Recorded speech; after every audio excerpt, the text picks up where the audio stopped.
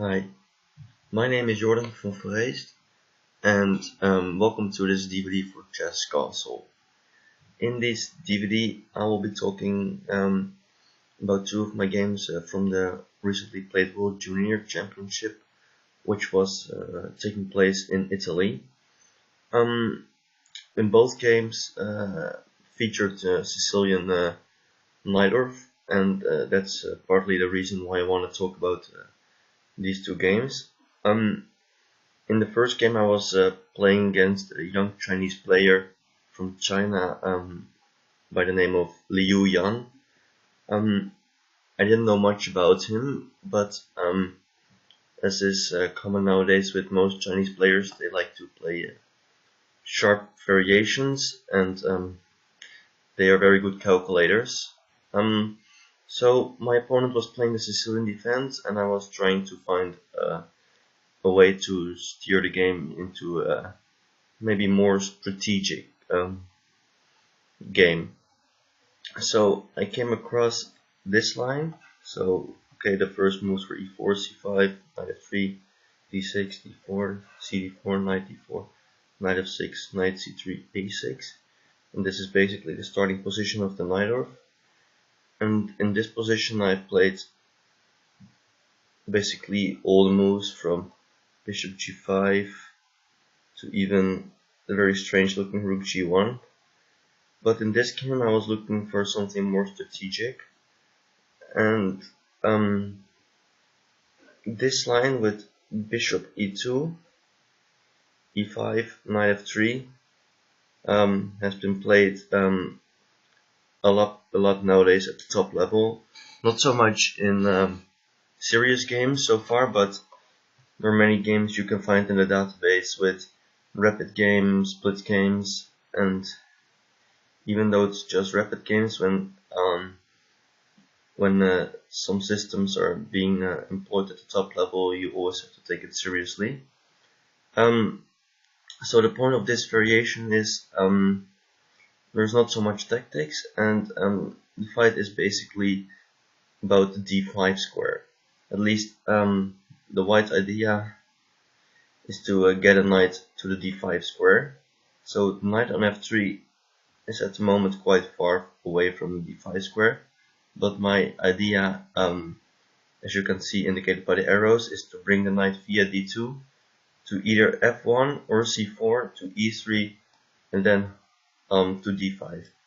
This obviously takes a lot of time, but since the position is rather closed, white can sometimes achieve this goal. Also, this line is relatively new, so I was hoping my opponent maybe didn't know the best response to this line. Actually, you can compare this line maybe to a more common line starting after a6 with bishop e3, e5, and then knight f3. So instead of the bishop being on e2, the bishop is now on e3, which is a small difference, since now with the bishop on e3, the white bishop can go to c4 in the future, fighting for the d5 square. However, with the bishop on e2, as in the game, the white dark squared bishop can go to g5 in one go, also fighting for the f6 square. So this is just a slight difference in both positions.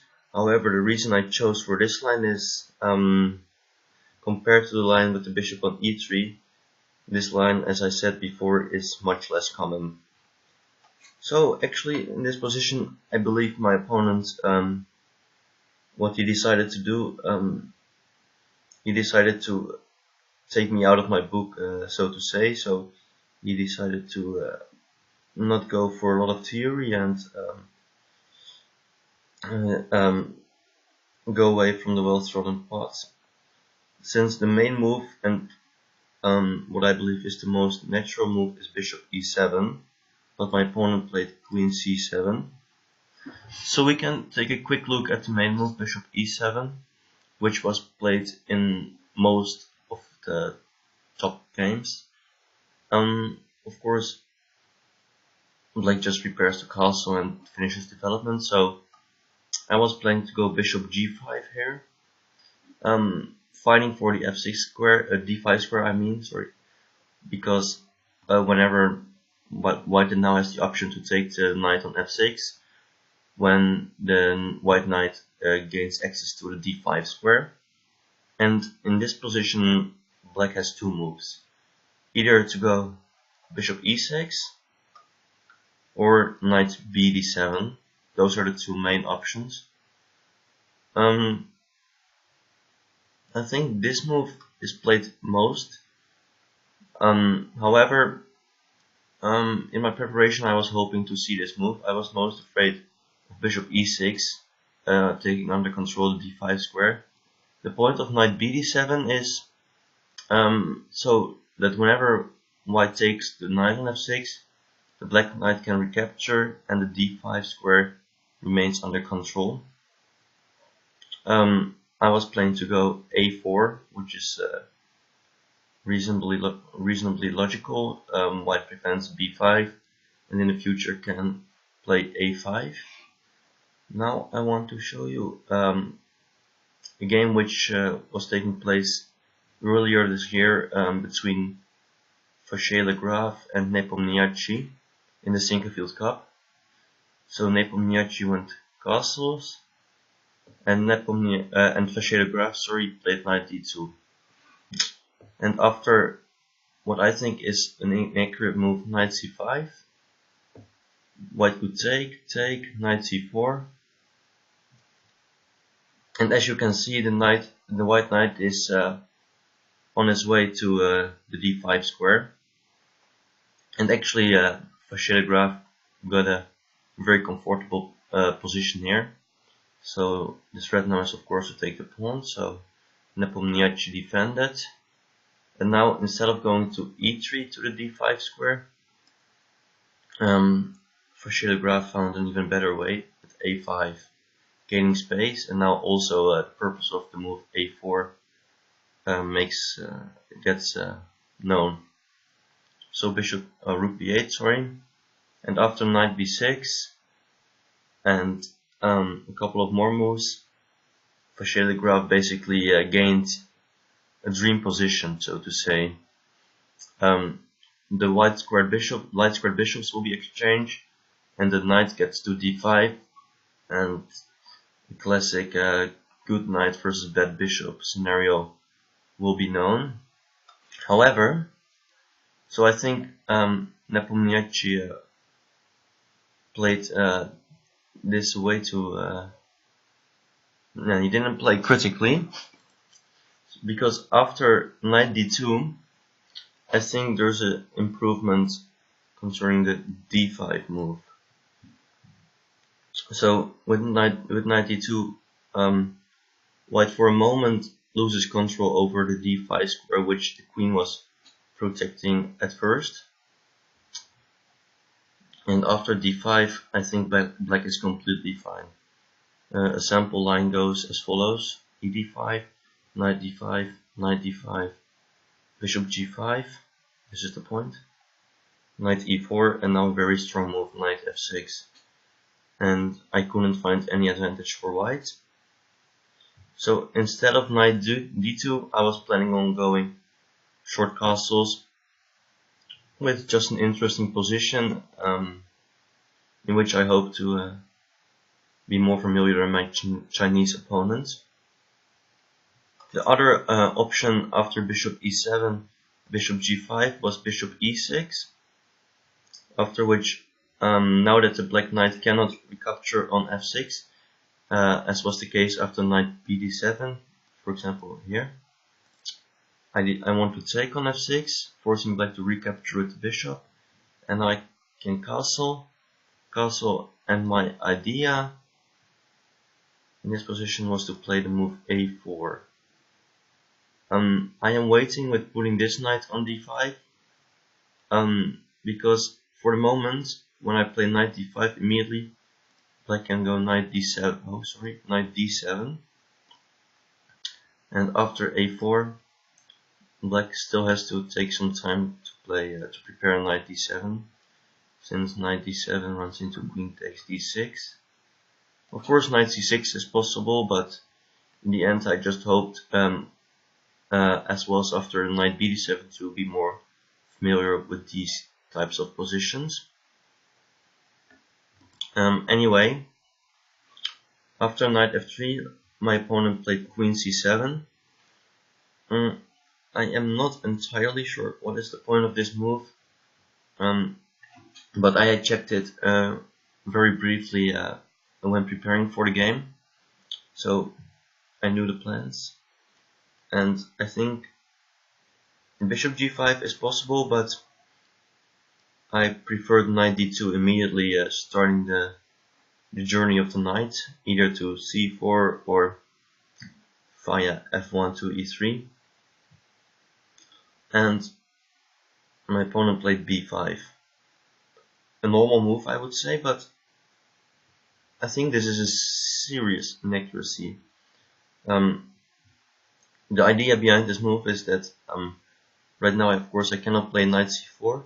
If I try to go via f1 to e3, for example, after b4, knight d5, ed, I don't get my knight to d5 anymore.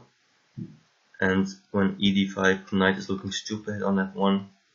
And if queen takes d5, I assume that bishop b7 and black is completely fine. Yeah. So after b5, white has to come up with a different plan. And this is the plan is that actually b5, although it does prevent the knight journey to d5, it also kind of weakens the black queenside structure. And as you can see, the black pieces aren't fully developed yet, which made me look at the move a4 here, checking the pawn on b5 and actually forcing b4. Knight d5 now, knight d5, ed5. So now the character of the game has changed quite a bit, and the white plan is no longer obviously to put a knight on d5. However, the black queenside pawns are very weak in this position.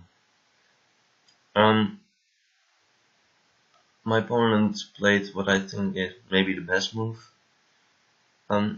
If black plays, for example, he played a5, but if black plays a normal move like bishop e7, white will play a5, and I will delve a little deeper in these positions in the second game. So my opponent played a5 himself.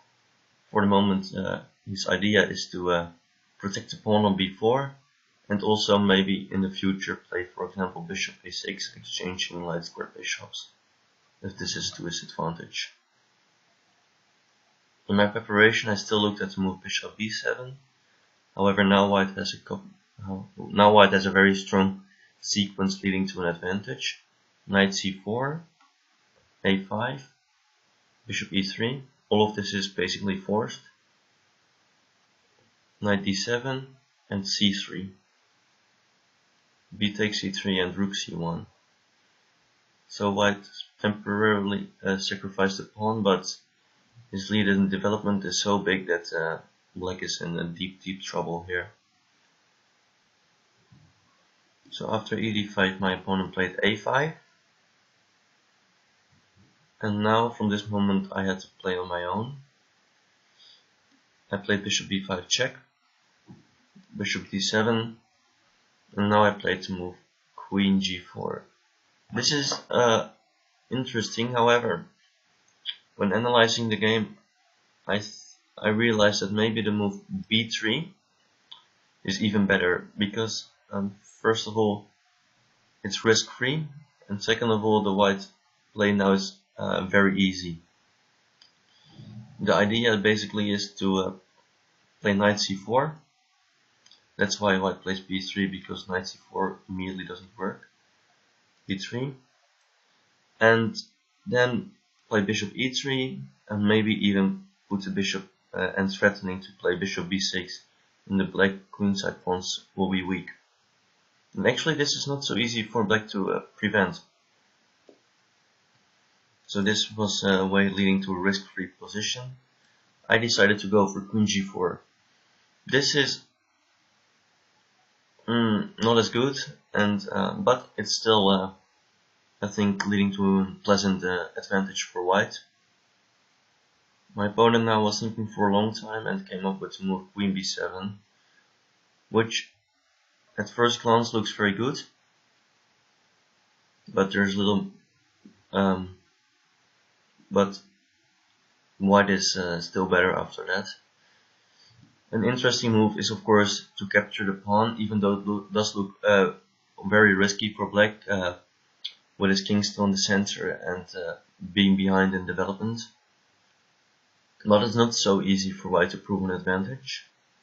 The best play is knight c4, which I intended, f5, and now I am not sure if I would have found f5, by the way, is more or less forced.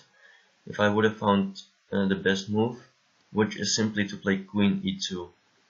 Being a pawn down, white wants to trade queens, which is not something you see every day. However, in this position, after the queen trade, the white position is that good that black can simply not do a lot about bishop e3 to b6. And whenever black tries to prevent it by, for example, f4, after g3, g5, h4, he cannot keep his structure together, and white basically is much better. So my opponent went for queen b7 with a very nasty idea, like if I don't watch out and play, for example, normal looking castles, black has queen takes b5, and I will lose a piece. So I was thinking, and at first I was looking for all kinds of queen moves, but then suddenly it hit me that I can play knight c4 in this position, actually allowing queen takes b5. Of course my opponent had to take the piece,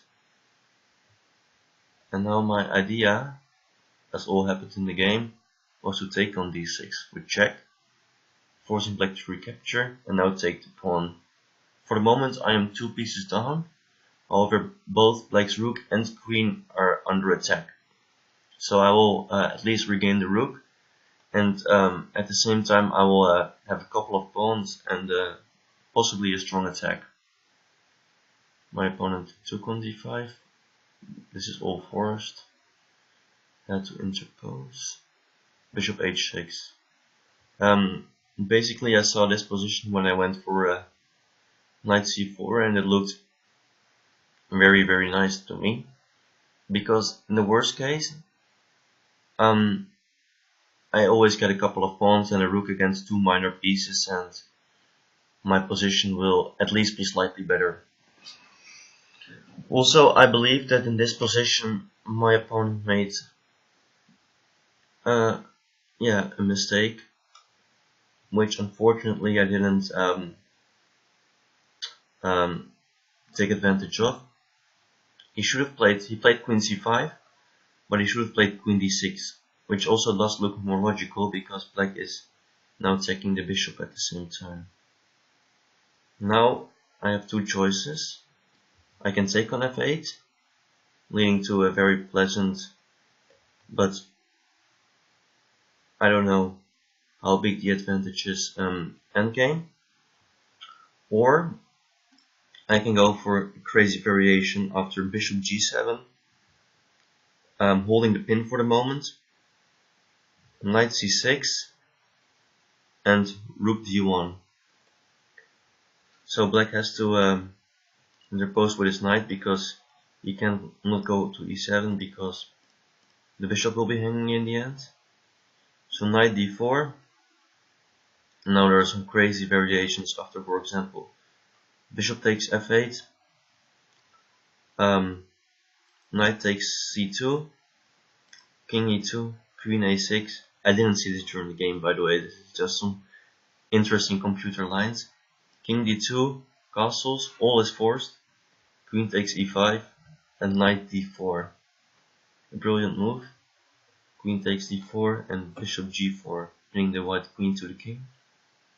And in the end, this position is usually is after most crazy lines is 0-0-0. To be honest, I am kind of wondering what happens if I take with the queen here instead of the bishop. So black has to recapture, and the point is that after king takes I have c3, but I guess that black can somehow play like this. Okay, anyway, back to the game. So my opponent went for queen c5 instead of queen d6, and in this position I missed a very nice idea which I only spotted later when checking the game with the computer. I went for the natural and good looking castles queenside. However, a much better move would have been rook d1. Both moves are kind of similar, and of course I saw rook d1, but I just thought, why not bring my king into safety at the same time while developing my rook. The point is that the move in the game allows black to threaten mate by bishop f5, while rook d1 doesn't do that. During the game, after rook d1, I was afraid of rook a6, and I thought black develops his rook and he attacks my bishop at the same time, and I thought I had nothing better than taking, and I didn't like my position that much anymore since I cannot take on e5 due to the pin. What I missed, however, is that after rook a6, I have this beautiful move, rook d5, trying to deflect the black queen from the defense of the bishop on f8 and forcing black to go queen e7, since of course this is a very nice mate. And now I can take first on f8, queen takes f8, rook takes e5, and now black has two options, but both are much better for white. Either bishop e6 or let's say rook e6 will run into take, bishop takes e6, and queen takes h7. And in this position, with 3 pawns and a rook for 2 minor pieces, I believe with good play, good technique, white should just be winning this position, since black cannot keep everything together. Also his king will be weak on e8. However, like I said, I missed this very nice idea and I went for long castles. Now my opponent went for the accurate bishop f5.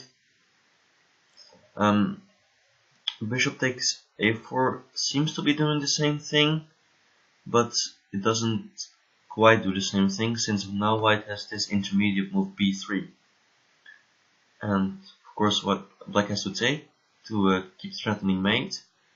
And now white can take here, removing the pin on the bishop on f3, and emerging an exchange up after, for example, takes, c takes b3, but at least very good winning chances. So my opponent went for bishop f5, and now a reasonably forcing sequence starts, since I have to exchange the queens. Something like rook d2, attempting to keep the black king in the center and continue the attack doesn't quite work due to, for example, knight d7, and the black king can also castle long, and the pins won't really work anymore for white. So I went for queen takes f8, queen takes f8, bishop takes f8, king takes f8, rook d8, king e7, and rook hd1. I saw this position in advance when I went for long castles, and I thought this position must be amazing, since I have the pin over the 8th rank with my rook, and I didn't really see a way on in how black can untangle, and I thought maybe I will even win the knight.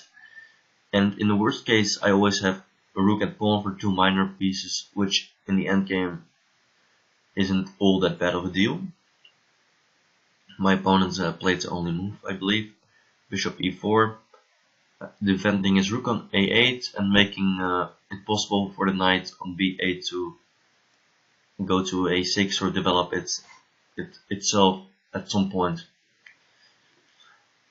Now I played the move f3, which, believe it or not, in the end it kind of led to my defeat of the game. I lost this game. The reason why f3 is not as good is that it enables black, after bishop c6, in the future to create a passed pawn in the center much easier, since f5 and e4 will attack the pawn on f3 and I will have to deal with a lot of counterplay. Of course, this is a long way off, but it's something to reckon with. And I think something what would have been better was, for example, h4. Looks illogical, this move, but the point is that in the future, also something which may be a long way up, but in the endgame sometimes you have to think of those things. The pawn on h7 may be a weakness, and the closer the pawn on h4 is to the promoting square, the better, of course. So I went for f3. My opponent went for bishop c6, and I went for b3, simply protecting my pawn. I remember thinking here for a long time if there was anything better I can do, but I didn't find anything. I tried to keep the pin on the knight on the rook on a8, but the logical rook c8 doesn't quite work for white, since after bishop d7 I cannot really keep the pin, since rook h8 will be answered by bishop e8 and the pin is broken and black will be able to develop. I was looking at rook c7 amongst others too, but after, and black has many moves, but I think for example f6 it's not so easy for white to increase the pressure on the position, and even though black doesn't have that many moves, white also, like I said, cannot really increase the pressure, so I didn't find anything better, so I just went for b3. My opponent developed his knight, and now this was my point. Just check on d7, forcing bishop takes d7, since king e6 doesn't work due to this with a double attack. So bishop takes d7, rook takes a8, and I will win a second pawn here. Usually in the endgame this should be enough for a win, and also in this endgame it gives me very good winning chances. This material imbalance of 2 pawns and a rook against 2 minor pieces. However, it is not as easy as it looks, since, like I said before, black will be able to create this counterplay on the long term with f5, e4. I went for, my opponent, went for king d6, king d2, f6, and c3. Takes. Okay, nothing special happening here. Bishop e6. And I went for b4, which is okay, but I played it with the wrong intentions. So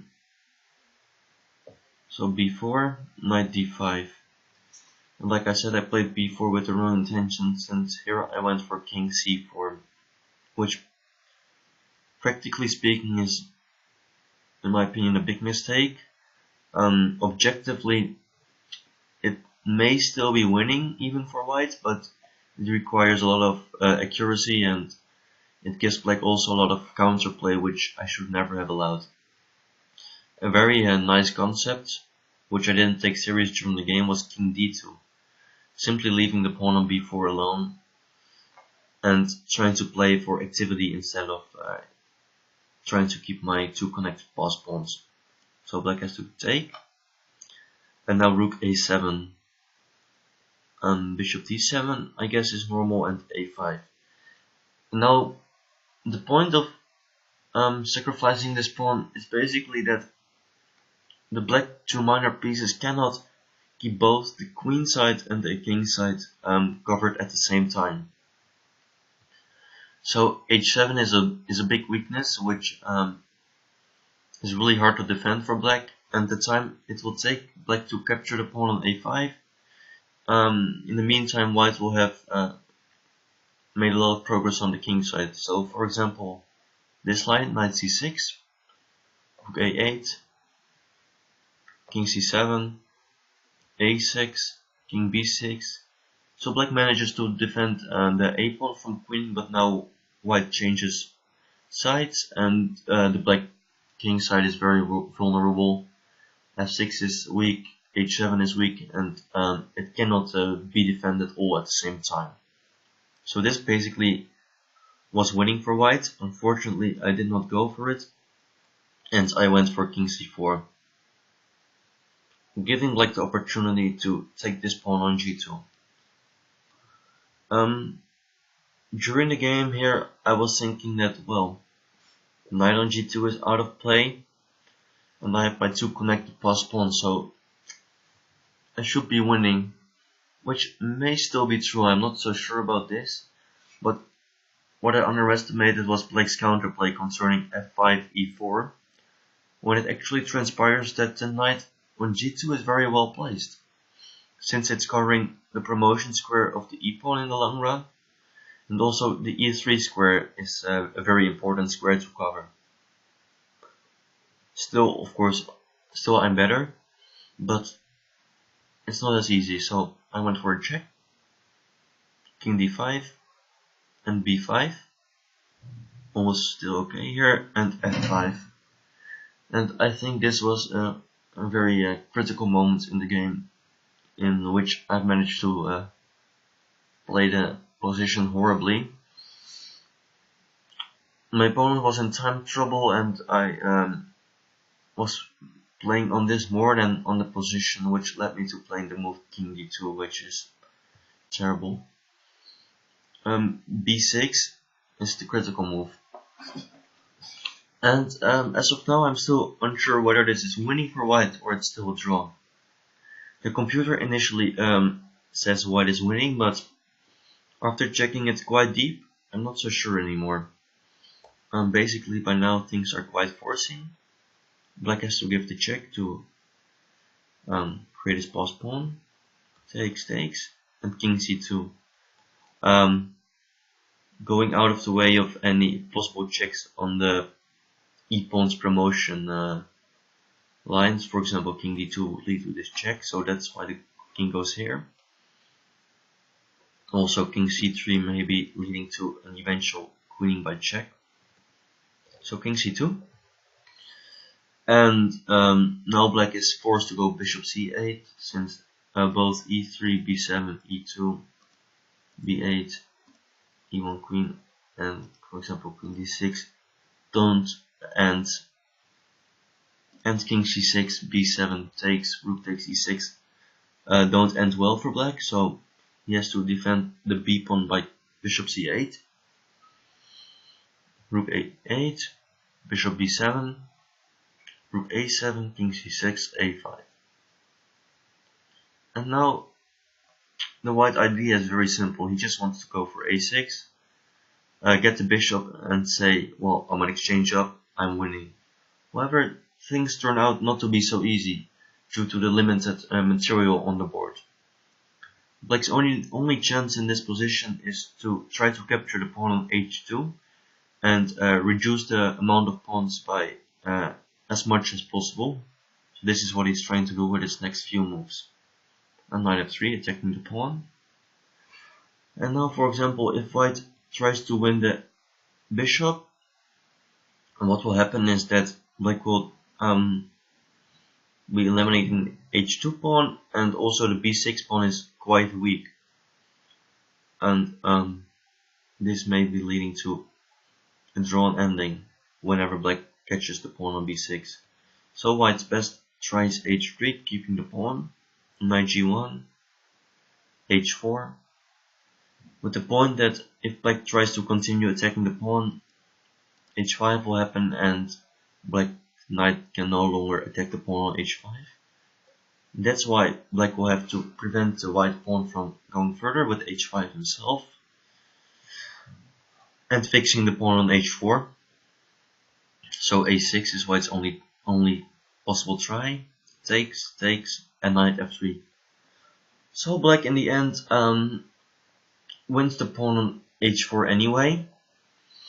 However, with some magic moves from the computer, White manages to keep the pawn on b6 and at the same time eliminate all black pawns, leading to this position, which will happen shortly. So rook a5 takes, rook b5 first, very accurate, taking advantage of the point that black cannot take due to b7, king b7, king e2. The problem for black at the moment is that his knight on h4 is still quite badly misplaced, so this gives White time to take all the black pawns.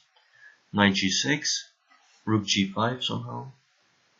By the way, these are just computer moves, these are not my moves, but I think it's a very interesting and illustrative line.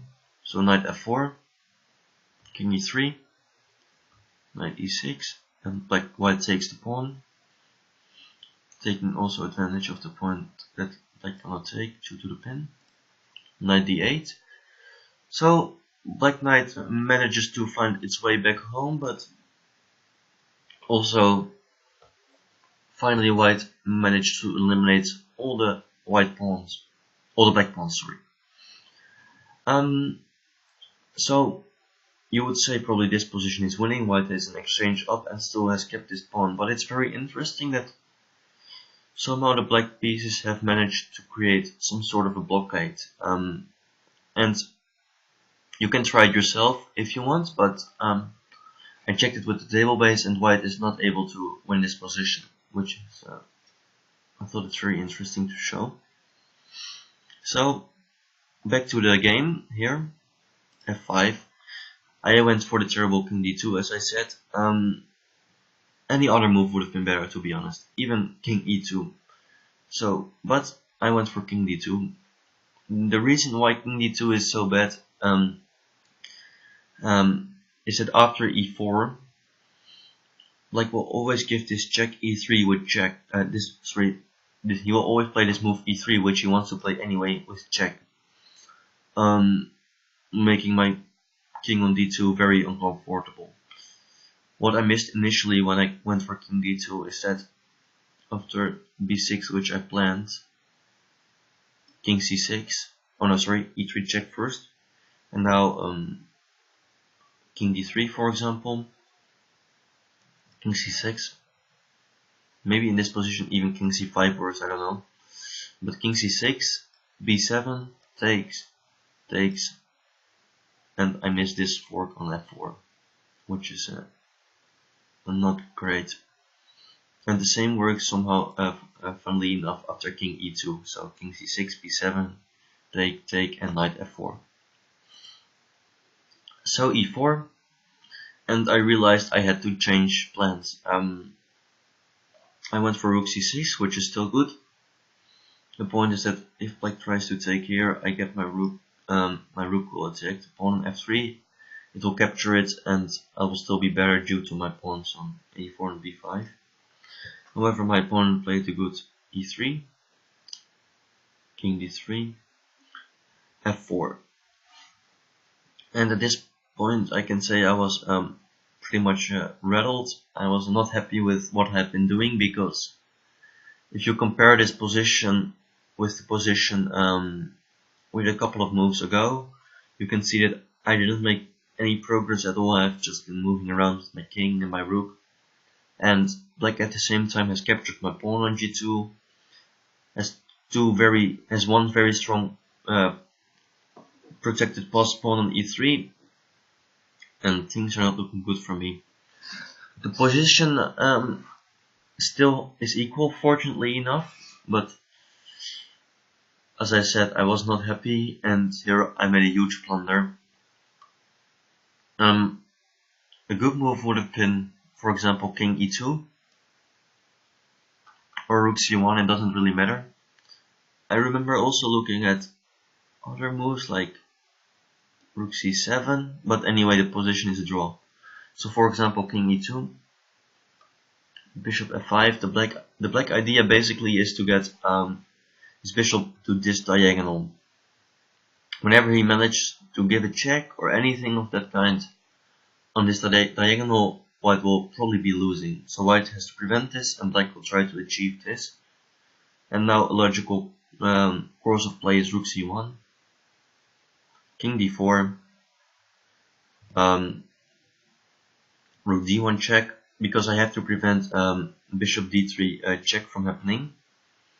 So check, king c5, and now it transpires that both sides cannot really make any kind of progress since my pawns are blocked, and the best thing to do is to give a check back, and the position will probably repeat itself to a draw. However, what I did was terrible. I managed to play the move a5, actually helping black because I just missed this move bishop d7 completely, attacking my rook. And whenever my rook moves, he can take here, and my pawn on a4 let go of the defense on the b5 pawn. So after a5 bishop d7, I didn't really have any moves left. Also, one variation to point out is that this unfortunately doesn't work because the black king is inside the square of the pawn. So I had to go rook b6. But after king c5, it turns out I cannot prevent bishop takes b5 from happening, and therefore I decided to resign. Well, the opening at least went good for me, so that was a bonus. But of course, I was not happy with how I managed to play the second half of the game, and well, this basically didn't give me any chances anymore for the title, unless I managed to win a lot of games in a row, which somehow I managed to do. And then in the 9th round, I played the Russian player Alexei Sorokin. And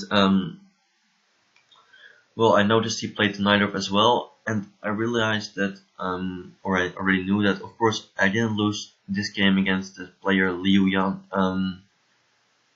from the opening.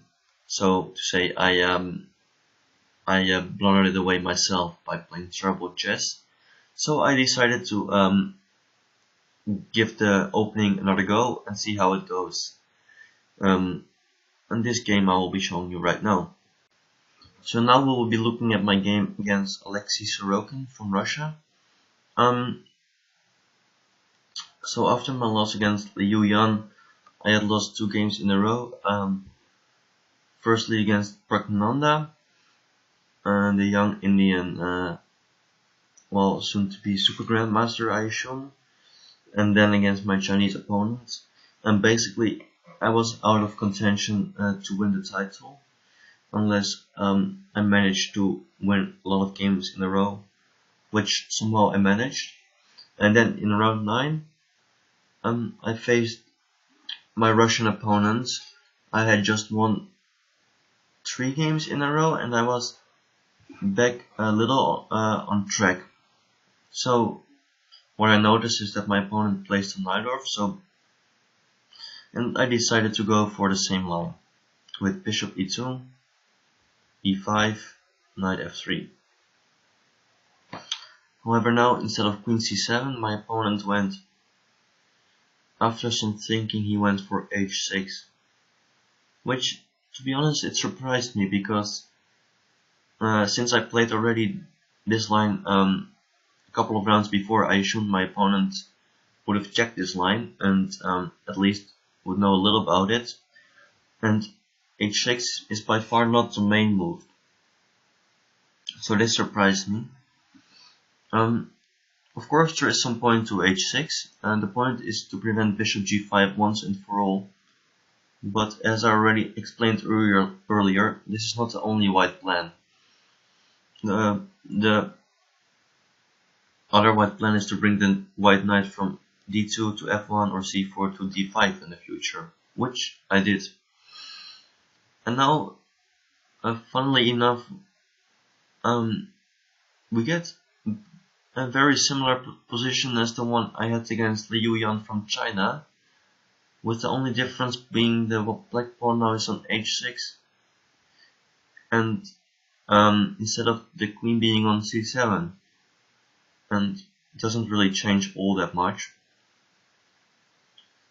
What surprised me even more from my Russian opponent is that he went for b5, which already is actually simply an inaccuracy, as my game against Liu Yan showed, since I got a great position there and only managed to screw it up later. So we went b5, I went a4 again, b4, knight d5, knight d5, e d5, and basically we get almost the same position again. However, I think this version may be even better for white, since h6 is really not a useful move, as the game will later show, and well, the position is pretty bad in general. Here my opponent thought for a long time, making me realize that probably he had not checked his line at all, and I was starting to gain a little confidence on how the game might go, because I had some experience playing my Chinese opponent, of course. My opponent went for bishop e7, which probably is a major mistake already, even though it looks so natural. Probably a5, like my Chinese opponent played with queen on c7, is best. The point of a5 is to prevent white actually from playing a5, and as you can see, whenever white plays a5, like in the game, the black pawn on b4 will be very weak, and it will be very hard to protect as well, since black can never go knight c6 because the white pawn is controlling that square, and also a5 is not possible by black anymore. So white has a couple of options now of attacking the pawn on b4. That's why black should play a5 himself, and for example after bishop b5 check, knight d7 now is best, knight c4, bishop e7, and queen g4, very similar to my game against Liu Yan. White will still have a nice advantage, but it's nowhere near decisive yet. After bishop e7 I went e5, of course, and my opponent played bishop f5. It's already hard to give any good advice for black in this position. Maybe best is something like castles instead of bishop f5, knight c, castles f5, knight c4, and as you can see, black really doesn't have all that much counterplay on the king side as he would like to, and the pawn on b4 will simply be rounded up, so black can no longer defend it very well. My opponent went for bishop f5. I think my opponent didn't really realize the danger he was in yet, and he was confidently playing his moves. And also, optically, it does look like black will finish his development, and he shouldn't be all that bad, all that much worse, but somehow he is. So knight c4 I played, threatening knight b6, so knight d7, and I simply attacked the pawn on b4. And actually, I don't think black is able to defend this pawn anymore, because the main point is that when black goes rook b8, trying to defend the pawn, white suddenly has knight e3, and the bishop on f5 suddenly appears to be completely misplaced on f5, since it's under attack of f5 and a6 is hanging at the same time. So at c8, bishop will be much better placed. Other ways to try to defend the pawn, like queen b8, don't really work as well, since rook a4 simply attacks the pawn a second time. Maybe black's best advice was to go b3, at least sacrificing the pawn and hoping that the white pawn structure on the queen side will be fractured good enough for some compensation, but obviously it shouldn't be enough. My opponent went for bishop e4, the only critical move I think, but at the same time it should be it's a big mistake also. So bishop takes b4 I played, queen b8, because if black tries to take the pawn immediately, rook g1 will follow and the pawn on d6 will be hanging. So queen b8 first, attacking my bishop, protecting the pawn on d6. I protect my bishop and bishop takes g2. Rook g1, bishop e4, rook takes g7. Was normal I think. And bishop g6. And I think this was my opponent's plan when starting with the sequence after bishop e4, since my rook is trapped and it appears that when black goes king f8 he will trap my rook and he will be an exchange up, but maybe things are not all that bad yet for him. However, I can sacrifice my rook in a very nice way, or very good way I should say, and black's king will be under a huge attack and he can simply no longer defend already. And when bishop h5, king f8 is forced basically, because yeah, any other move and black will be 2 pawns down and without any compensation. So king f8, I sacrifice the exchange, and now we get this position.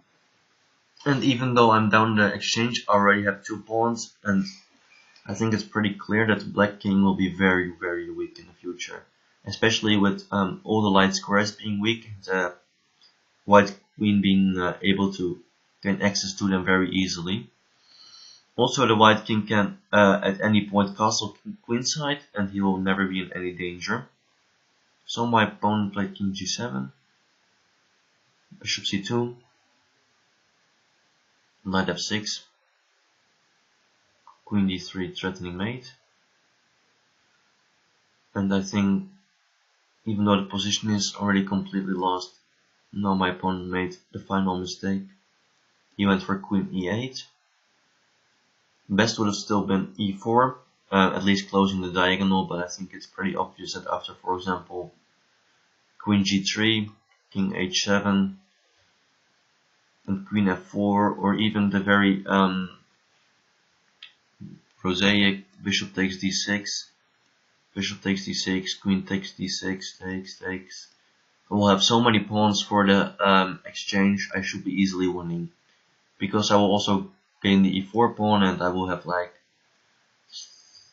a lot of pawns on the queen side. I don't know how many protected pawns, but it should be an easy win. My opponent went for queen e8, but he missed the final little trick that after knight takes d6, bishop takes d6, and queen g3 check. He is basically, his king has nowhere to go, since king f7 runs into either bishop g6, winning the queen, or even, probably even stronger, queen g6 check, king e7, and bishop takes d6, takes, and black will simply get mated. So after queen g3 check, my opponent resigned, making me win this game. After this game, I won another game against Tan Minh Trang from Vietnam. I must say I won that game with a little bit of luck, and suddenly I found myself still in contention for first place. However, I couldn't beat a Norwegian player Aryan Tari in the last round, who played very strongly throughout the entire event, and he deserved the title by all means. So my congratulations to him. But hopefully I will have another chance in the next World Junior Championship.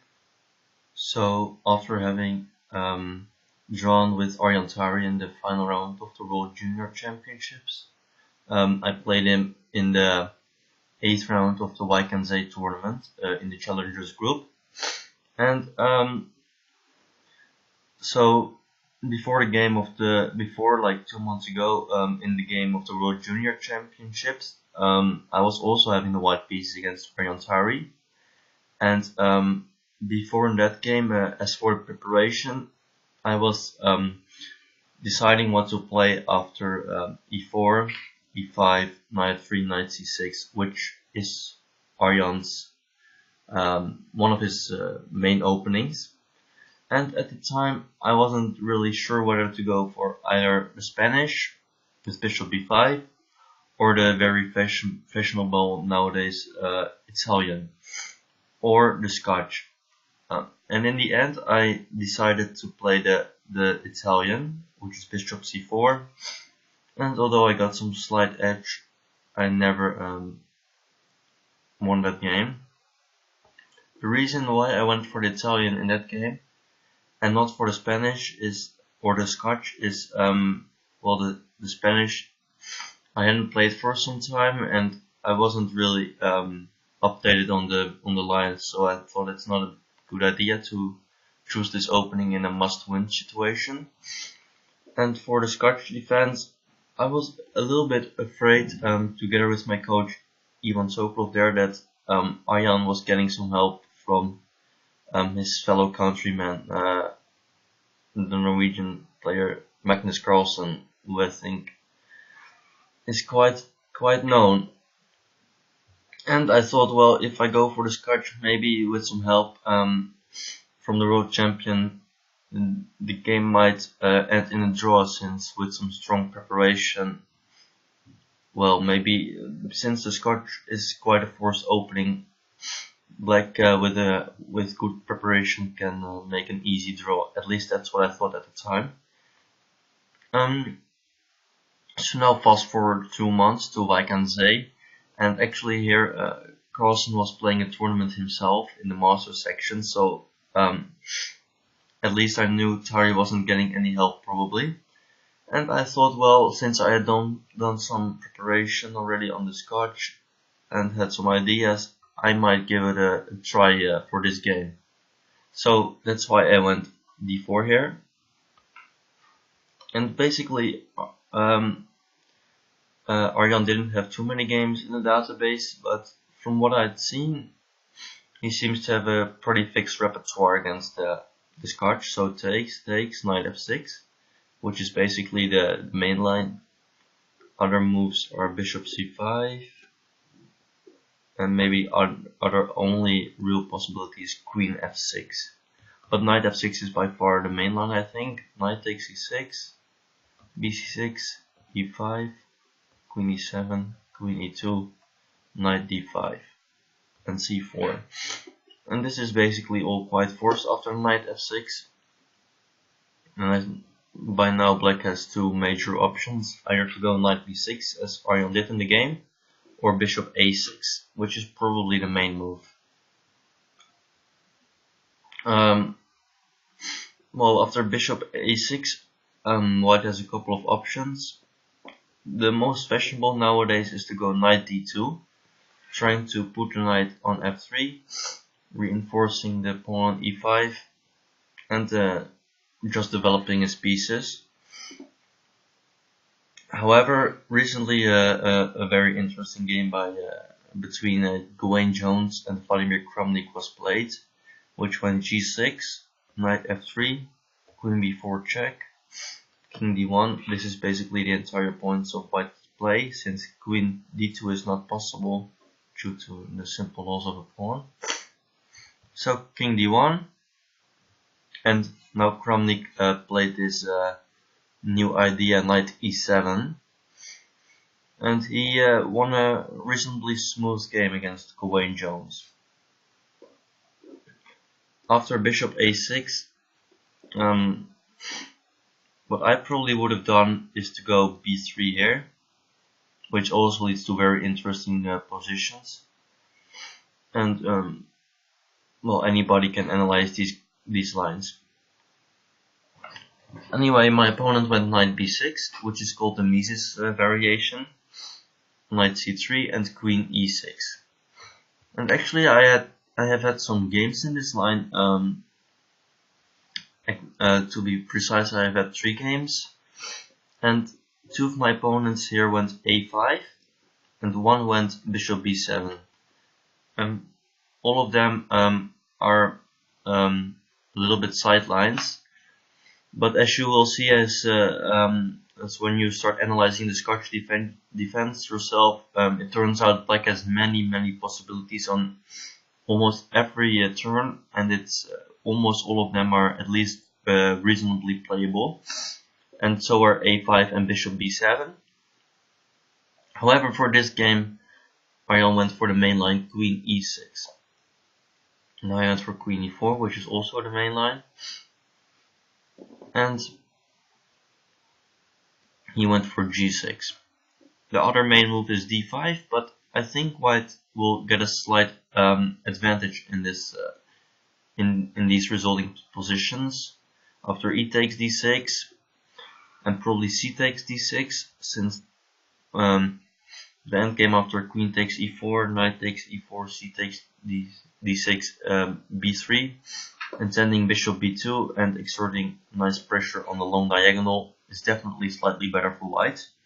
But also after c takes d6, and for example bishop d3, White is better due to the famous island rule. So White in his pawn structure only has 2 pawn islands, while Black has 3, making his pawn structure slightly more vulnerable to attacks. So after queen e4, for example, bishop b4, bishop b7, b3, White also has a slight advantage in this endgame. So that's why Aryan Tari went for g6, which I think is the most critical move, and for now we're still following a couple of hundred of games, and it's still deep in theory. And now I went for a move which is, well, slightly less theoretic, and it is bishop d2. The main move is bishop d3 in this position. However, I think that Black doesn't have too many problems in the main line. After bishop g7, f4, castles, bishop a6, forcing b3, and d5. Utilizing that White cannot take en passant since there's this pin. So c takes d5, c takes d5, queen e2, take. And I think Black should be able to hold this position. But for this game I had the new idea bishop d2. Okay, it's not entirely new, but it's not as known as the main line with bishop d3. Aryan went for the most critical option, which is bishop a6. The other move is bishop g7. But White will get a nice little advantage here with some accurate moves. He goes c5, knight d5, bishop c4, queen takes e5, queen takes, bishop takes e5. And Black seems to have won a pawn, at least temporarily. And after the natural knight takes d5, c takes d5, bishop takes d5, rook b8, he faces none too little problems. However, White has a very strong move here at its disposal, which is long castling. using the fact that he is for the moment ahead in development and threatening to pin the black bishop to the king. And white here is having a comfortable edge after castles, takes. Okay, finally you have to take the pawn, takes. And since white is still ahead in development, white definitely has the better chances here. That's why Aryan went for the move bishop a6, which is the other main move in this position. And now a reasonably forced sequence unfolds with c5, forcing black to put his knight in the pin, which is basically what will be the main theme of this entire line, and what white bases his hopes on. Of course, black cannot take on f1, since after c takes b6, both his bishop and his pawn on c7 is attacked, as well as in some positions. For example, b7 may be an annoying move. So knight c4, and now black is threatening to take on d2, so white has to remove his bishop. Since bishop takes c4, b3, bishop d5, take, queen d4, bishop g7 is completely fine for black. So bishop g5, and basically this is where the real interesting play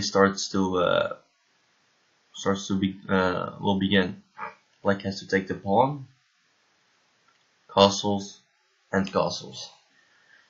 So black has won a pawn, but his knight is in a very annoying pin, which basically he can never get out of. And of course both kings are weak. The white king has lost a pawn in front of its king.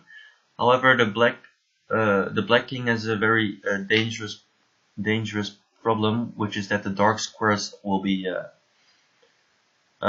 problem which you will have to face for a long time, and that is basically what the white's play will be focused on. In this position, white has a couple of moves. I went for queen f4. The other main move, which is actually played in a couple of correspondence games, is b3, trying to immediately win the piece. But after bishop b4, knight b1, and this very strong move f6, black gets a dangerous play for the piece, which he will lose soon. After bishop h6, d5, keeping fighting for initiative. Queen h4, fe5, sacrificing also the exchange, and resulting to this a very interesting and crazy position. So white is up the exchange, and well, well, superficially it might look good for white, since he's up. He's up a rook, but black has a lot of play. He has the pair of bishops, and the white king is extremely weak. Also, black is up a lot on development, and I think the position is very unclear. A nice idea, for example, is after queen g3 to go bishop f8, going around from the other side and harassing the white king. That's why I didn't go for this line, but instead I went for queen f4, which to me makes a lot more sense. White wants to bring the knight to e4 and f6, immediately creating mate threats against the black threat, which is practically always a very annoying situation, and at the same time keeping the pin on the knight on c4 and keeping b3 as an option. And in this position, my opponent Aryan thought for a while, I think about half an hour, and he played one of the correct moves, which is d5. Other moves are also leading to very, very interesting positions. I thought before the game that maybe rook fb8 is the most natural human option, wanting to play vacating the f8 square for the bishop in case of any mate threats and starting to create play against the white king as well. So b3 is the only move basically. Right now you have to use the pin, and now black goes d5, sacrificing the piece. And at the moment it's a very bad idea for white to take the piece. I believe he would run some very big risks after, for example, this line. It doesn't look like too much fun. But white has this interesting move, queen f6. Suddenly, unexpectedly, white wants to trade queens, which you wouldn't expect since he's a pawn down, but the fact that the knight on c4 is pinned makes this possible. Black cannot allow this queen trade, so he has to retreat his queen to an inferior square. And now it is a much better idea to take the piece. And after this crazy line, the white king looks extremely weak. Rook c1, d4, a3, using the fact that the black bishop cannot both keep the pin and prevent bishop h6 at the same time. Bishop d6, he has to go. Knight e4 takes, and bishop king d1. And I must say this is a completely crazy position, which is probably only suited for computer play. And I don't think anyone really knows what's going on here, but it's just one of the lines which can arise almost by force from this position. The other option, which is also very interesting to analyze, is knight takes b2, immediately getting rid of the knight on c4 and starting play against the white king. White has to take the knight. Bishop takes f1, rook takes f1, rook ab8, and now white has two possibilities.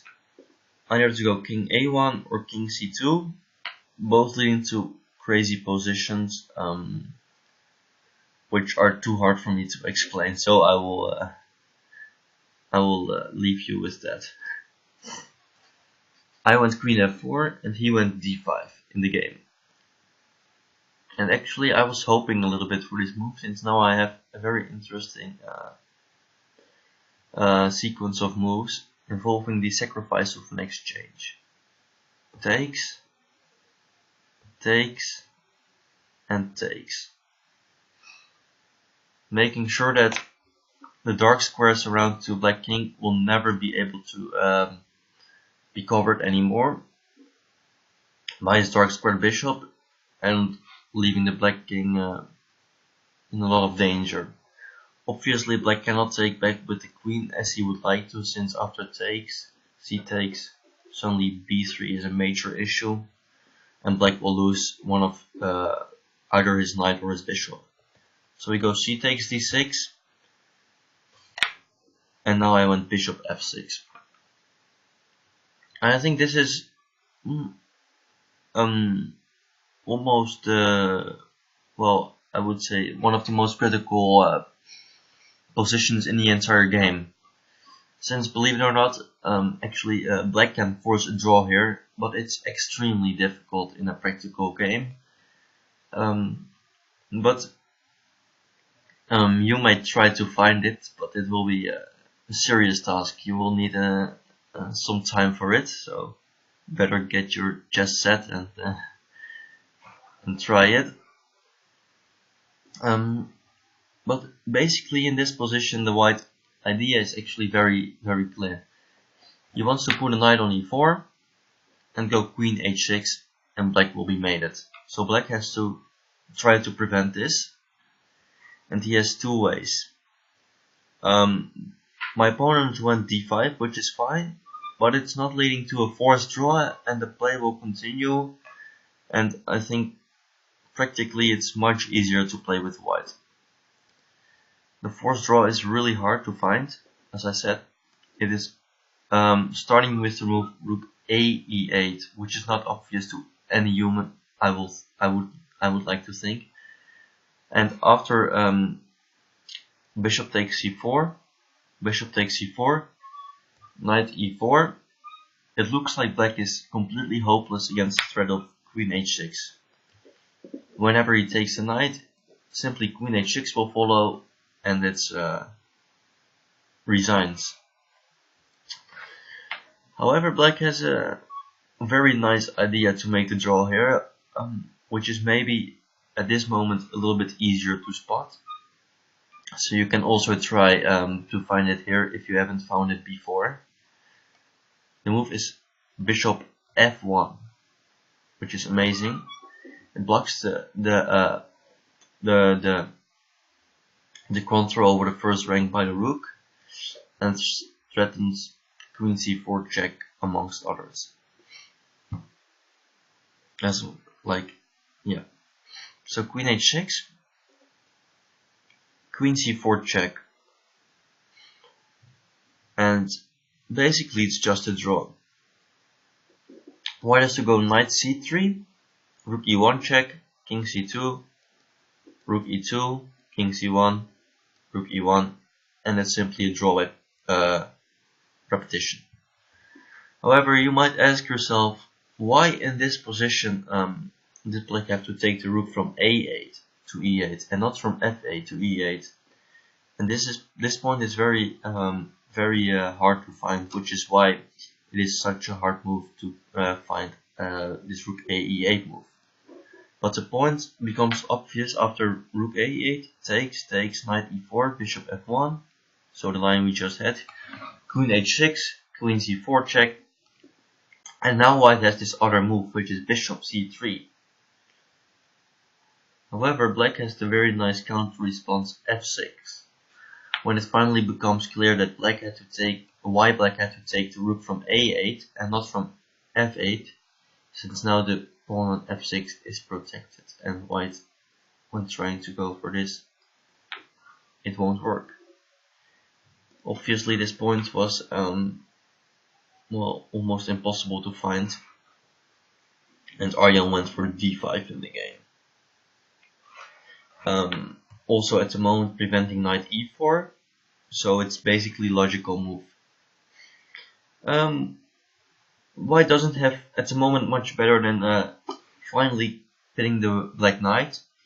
Since he is down a lot of material, he has to try to get back at least some of the material, since a direct attack will probably not work.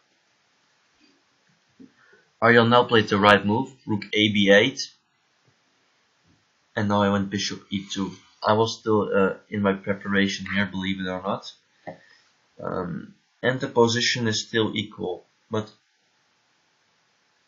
black now has to find another very hard way to force equality, and even that equality optically at least looks better for white.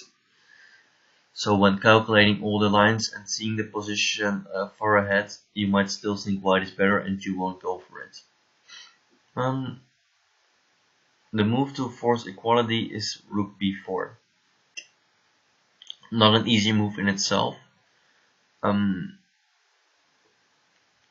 Maybe the only idea I can come up with is that black wants to bring the rook, or wants to threaten any discovered attacks with his knight.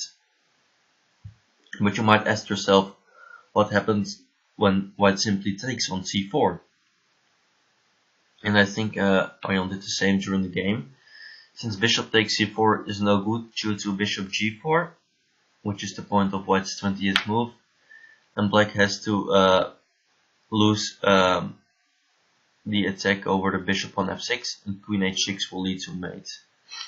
However, black has this quite beautiful move, I would say, c5, vacating the 6th rank for the queen, and keeping the position very unclear.